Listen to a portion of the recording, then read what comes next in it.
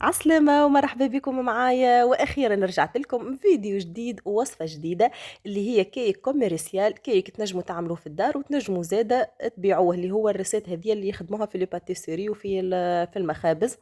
باش نعطيكم الوصفة بالتفصيل، واكيد الناس اللي تحب تبيع نعطيكم الثمن بقداه تبيعوها.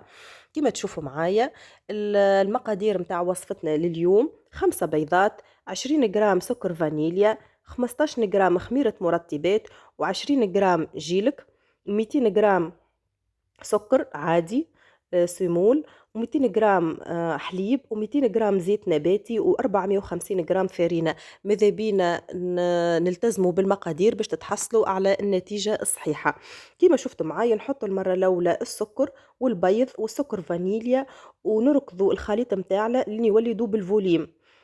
من بعد نطيحوا في الفيتاس متاع الخلاط الكهربائي متاعنا، ونزيدوا الزيت والحليب ونخلطوا، ومن بعد نحطوا الجيلك والخميرة والفارينة ونزيدوا نركضوا بالكدا.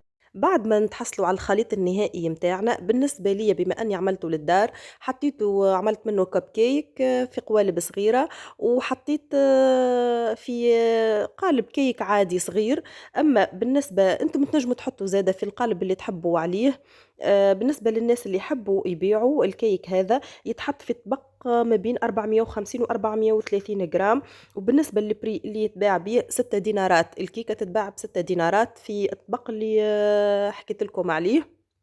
فما أستيس أخرى تنجموا تعملوها كلك سوا الكيك للدار وإلا باش تبيعوه.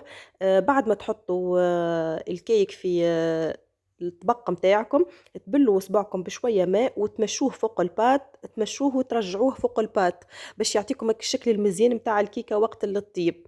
كما قلت لكم كيكة ياسر بنينة وخفيفة، نفس الكيك وأحسن أصلا من اللي تلقوه عند بعض من الناس يتباع.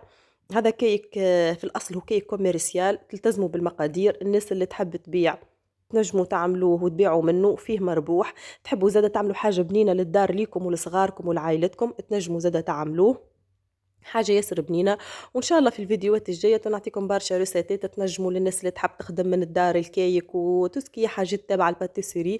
إن شاء الله نعطيكم الريسيتات والوصفات اللي تتخدم بالثمن متاعها. ان شاء الله تكون وصفتي لليوم عجبتكم. تفرجوا في الفيديو بالكدا، التزموا بالمقادير. واكيد ان شاء الله تجيكم ريزلتا ياسر طياره. ما تنسوش الفور يبدا محلول من قبل على 180 درجه، تحلوه من فوق من اللوطه، تبقى حكايه 40 45 دقيقه انتم ونوع الفور. ما تحلوش اكيد الفور باش الكيكه متاعكم ما تطيحش.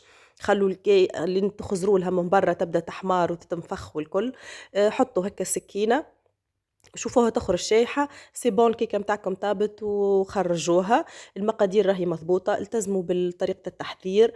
وإن شاء الله تتحصلوا على أبن وأحلى كيك تشوفوه. كما تشوفوا معايا أخزروا النتيجة النهائية متاع الكيك متاعي محلاه. والبنة، البنة زادا يراهو ياسر بنين. إن شاء الله تجربوه وإن شاء الله تعجبكم وإن شاء الله أنا نشوفكم في وصفات جديدة وفيديوهات جديدة إن شاء الله على قريب.